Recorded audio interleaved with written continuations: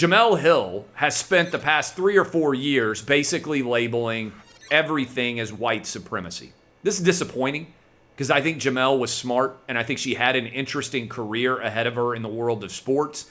And then she got derailed by social media. Donald Trump drove her insane. She decided to start labeling Donald Trump a white supremacist. She keeps hitting the same tone time after time after time. And she said that the reason why the Democrats failed in Virginia was white supremacy. And then, to her credit, the lieutenant governor, newly elected, of Virginia posted a picture of her, Winsome Sears did, a black woman, the first black woman to ever be elected to statewide office, and pointed out that it was awfully ironic that Jemele Hill would blame white supremacy when a black woman was having the most success in electoral office in the history of the state of Virginia under the Republican mantle. And this is what I would say in general. The Jemele Hills of the world that want to brand everything as being racist are seeking to tear down our democracy. That's what they're doing. And they are doing so by levying untrue attacks. I mean, just think about this from its most basic level. This was a state, Virginia, where many of the women that she is labeling as white supremacists voted for Joe Biden a year ago instead of Donald Trump.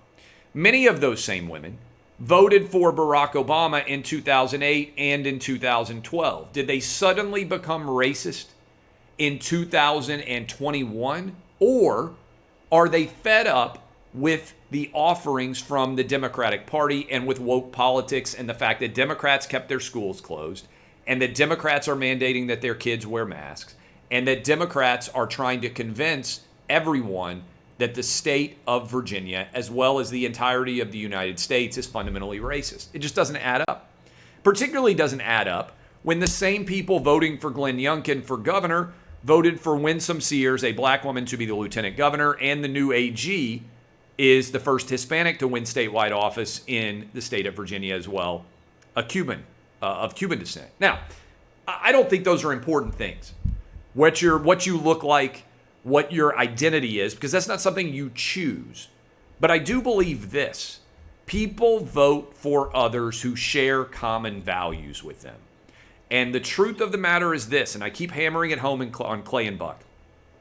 White, black, Asian, and Hispanic people who are reasonable and who are rational and who make smart decisions about their kids' futures share far more in common than far left-wing woke activists who are convinced that they have to denigrate and deride and tear down everyone solely focused on identity politics and cancel culture. The twin pillars of the Democratic Party today, which were directly repudiated and rejected by voters in Virginia, by voters all over the country. Remember, defund the police lost in Minneapolis. Seattle elected their first Republican since 1989. New Jersey almost elected a Republican governor. All of these voters were standing up and sending an important message, and that message is this: woke politics is evil inside of America. It's time to reject it. And the twin pillars of the Democratic Party right now, identity politics, the idea that what you look like defines your future, and cancel culture, the idea that you can't say certain things that the Democratic Party decides are unacceptable, are roundly condemned and will lead the Democratic Party into a massacre in 2022. And that is where we are headed for the red wedding event of political commentary and voting in 2022.